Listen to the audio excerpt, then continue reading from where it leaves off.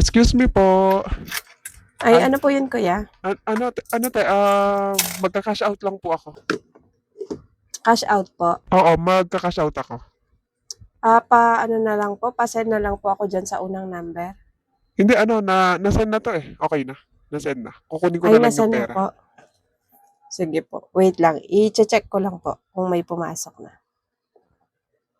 Magkano po? Ano to, 2.5.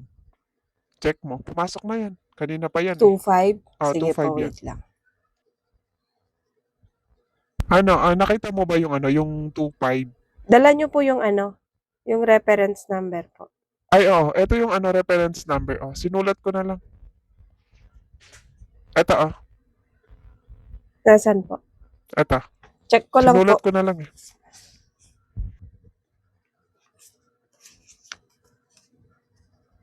Seven, 2, 3, 2, 1, 5. Andito na, pumasok na.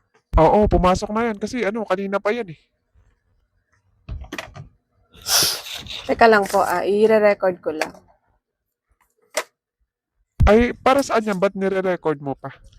Ano lang po, katunayan lang po na nakuha na po itong pera na to. Kaya nagre-record po. Nire-record pa pala kapag ganyan. No? Kala ko kukuha lang ng 2, pera. 7, 2, 3, 2, 1, 50 pesos po yung charge ko dito, kuya, ha? Sige, ibawas mo na lang dyan sa sa Sige. 2.5. Paano na lang, papirma na lang po. Pangalan po, tapos pirma. Pangalan at saka pirma. Bakit Bakit kailangan pa to? Para saan to? Opo, kailangan po yan. Pirmahan ko na lang. Okay na to. Importante, may pirma naman. Okay na po. Okay na. Ito,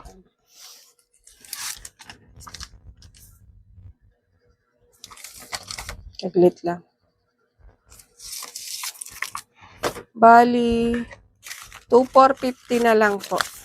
Sige, okay na yan. Ay, nako. Akala ko pag kumukuha ng pera, kukunin lang, tapos bibigay yung reference number. 1,500, 2,000, 2,1, 2,2, 2,3, 2,450 po. Pabilang na lang po ulit.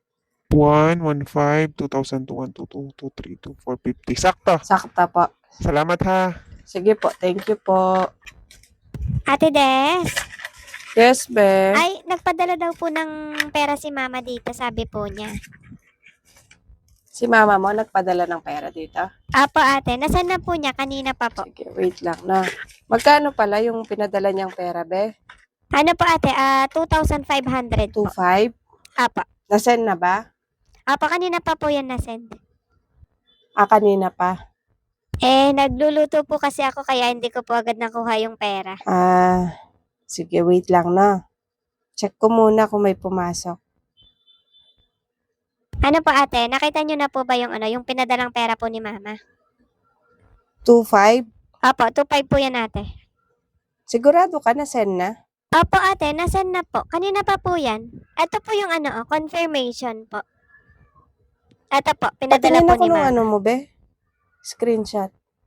Ito po ate, pinadala po ni mama sa akin. Paano ako ng reference number, be? Pabanggit ako.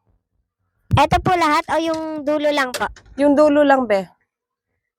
Ano po, 72 72 32 32 15. 15. Sure ka? Yun yung reference number?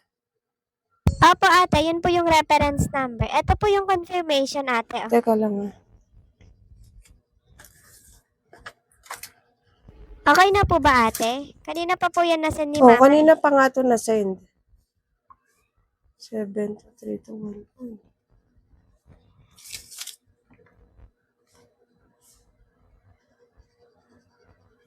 Ano te, okay na ba? Nakita mo na? Nakita ko na. Kaya lang, be, Ano po yun ate? yung kinukuha mong pera sa akin, na-claim na to kanina pa. Paano na-claim ate? Ngayon ko palang kukunin yung pera. Paano na-claim? May nag-claim na kanina dito. Ito yung reference number niya. Same kayo ng reference number 25 din. Tapos, ito yung firma niya. Tsaka yung pangalan niya, hindi niya sinulat. Pirma lang yun nandyan. Bakit mo binigay yung pera sa kanya ate? Sa akin yan eh. Ba't mo binigay yung pera sa kanya? Di mo ba tinignan? Eh, hindi ko naman alam na hindi sa kanya yon kasi may dala naman siyang reference number. Alam din niya yung amount. Bakit mo binigay yung pera ko sa ibang tao, te? Dapat di mo binigay yan sa iba. Ang Sa akin tanong, yan eh. bakit napunta sa kanya yung reference number mo? Dapat, yung cellphone nyo, iniingatan nyo. Hindi nyo hinahayaan na may makakuha ng reference number nyo kung may pera kayong hindi pa nakiklaim. Eh bakit mo nga kasi te binigay sa iba yung cash out? Pinadala ni mama yan sa akin tapos ibibigay mo sa ibang tao? Hindi kasi kapag kumukuha ng pera dito, yung reference number lang talaga yung kinukuha namin. Hindi mo dapat binibigay yung pera porket may dala silang reference number. Paano kung nakaw yung reference number na dala-dala Eh, nila? malay-malay ko bang burara ka? Hinahayaan mo na mawala yung reference number mo sa'yo. O ngayon, nakuha ng ibang tao. Sino ba yung kumuha sa'yo? Di Sandali pwede lang, makita. papakita ko sa'yo kung sino yung kumuha. Dapat kasi inaalam mo muna. Hindi yung bigay ka ng bigay ng pera porket may nakita ka Di pwedeng reference hindi ko number na ibibigay katulad ng kasi may reference dala siyang number na reference na-receive mo. number, be. Tapos, sakto, may dumating din ganong amount sa akin. Dapat inalam mo din kung kanino Sandali galing lang, yung i-review pera. ko yung Hindi yung basta ka na CCTV lang para nagbibigay makita mo porket kung may sino reference yun. number silang dala. Baka kilala mo. Sige, patingin ako ng CCTV. Buti na lang may CCTV ka dito at nang malaman ko sino yung kumuha ng pera. Teka lang, Walang ito niya yun. siya. Ninakaw Zoom ko niya yung muna. reference number ko para makuha yung pera. Asaan? Patingin ako, te. Baka kilala ko yung kumuha. Eto. Baka kilala mo yan. Ay, teka lang. Kilala ko yun ah. Yung pinsan ko yan eh. Siya kumuha ng pera? Pinsan mo? Oo, Eh, pinsan paano ko yan. napunta sa kanya yung reference number?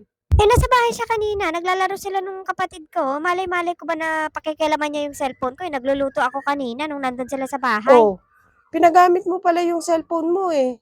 Aba natural, kung may nakita sila na may nagpadala sa'yo, makukuha nila yan. Kanina pa ba nakuha yung pera? Halos magkasunod lang naman kayo nung nung pinsan mo. Kung gusto mong makuha mo yung pera, aba puntahan mo habang mas maaga pa. Kakakuha lang niya dito. Dapat kasi hindi mo binigay yung pera sa kanya. Hindi naman sa kanya yun. Hindi Kinuha pwedeng niya. hindi ko ibibigay, be, kasi may dala siyang reference number. Dapat ikaw, nag-iingat ka. Yung cellphone mo, hindi mo pinapahawak sa ibang tao para hindi makuha yung pera mo. Eh, malay ko ba na nag-send ng pera si mama kanina? Eh, ngayon ko lang nabasa. Puntahan mo na lang yung pinsan mo para makuha mo yung pera mo. Kapag dininay niya, may CCTV ako dito. Sige, te, puntahan ko lang sandali yung pinsan ko. Walang niya. Sa Sige, kumuha niya yung puntahan pera mo na. Napakaburara kasi eh. Alam nang may perang kukunin. Papagamit yung cellphone sa ibang tao.